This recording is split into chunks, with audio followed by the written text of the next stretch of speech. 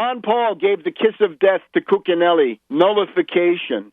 Remember, all that stuff with nullification, interposition, and secessionism is poison among patriotic Americans, and that's how the Federalist Party was destroyed in 1814, 1815. They flirted with secessionism. That was the end of them. I call your attention to the Roger Stone documentary Pandora's Secret, which was on CNN yesterday. This certainly shows the benighted ignorance, the hysteria of the green, anti-technology, anti-progress, anti-science mob. The portrait that they gave of Helen Caldecott, I think, captured her superficiality, her bluster, her profound ignorance, her rage and irascibility. The representative they had on there from the National Resources Defense Council was pathetic. She said, this is not 1970s hysteria. That's exactly what it is. And the tragedy is that people have been dying in the third world for lack of cheap, abundant power. And don't tell us that windmills and solar cells are going to do it. This is simply a bad joke. There's there's not enough land on Earth to go with those things. So we also want to be aware, as I said, Aleppo about to be liberated, and Daniela mentioned this Russell Brand. Now, this character, this decadent individual, I knew very little of him, but what we see is the hyperactivity of British intelligence, right? We had Snowden, Assange, Greenwald, and now they were getting a lot of publicity from The Guardian, of course, right? Notice Snowden, Assange, Greenwald, they told you nothing about the operations against Syria, nothing about the operations against Egypt or Libya, nothing about the Arab Spring, nothing about what was going on with the CIA backing the Muslim Brotherhood. There was nothing about the Israelis.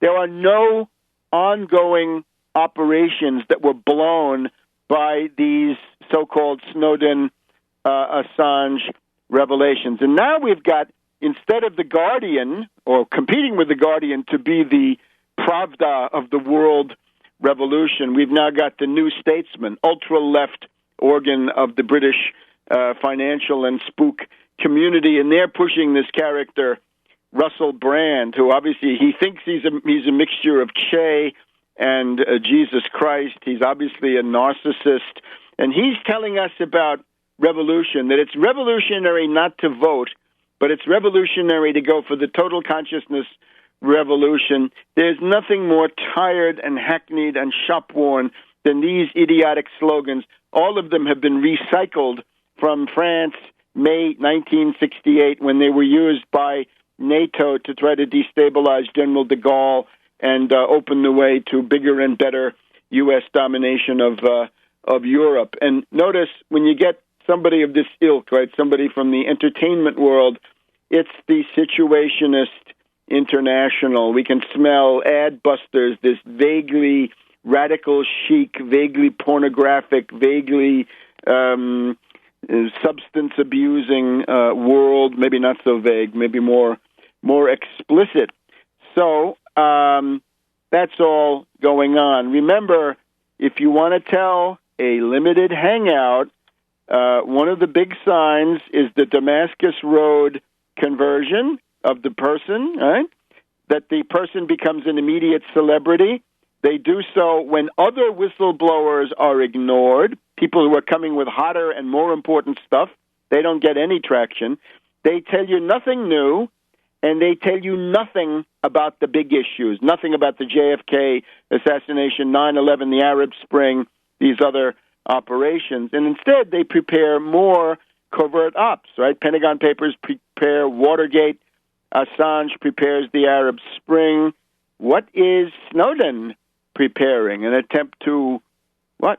It was obviously to try to save the Syrian rebels, to put the U.S. on a weak footing vis-a-vis Britain and France. And now Russell Brand, what is he preparing? So all these things going on. And remember, as we pointed out at the beginning, we're going through these party realignments, right? There was a 1932 to 1968 New Deal phase. it was destroyed by the Vietnam War. There was a 1968 to 2008 reactionary phase, the Southern strategy, dominated by Southern states, veterans, old people, racists, white men, rural, small town, petty bourgeois voters, neocons, Christian fundamentalists. That has blown up. That was blown up by the Iraq War and the crash of 2008. So now we're in the early phases of a new party realignment, but these structures take a while to shift.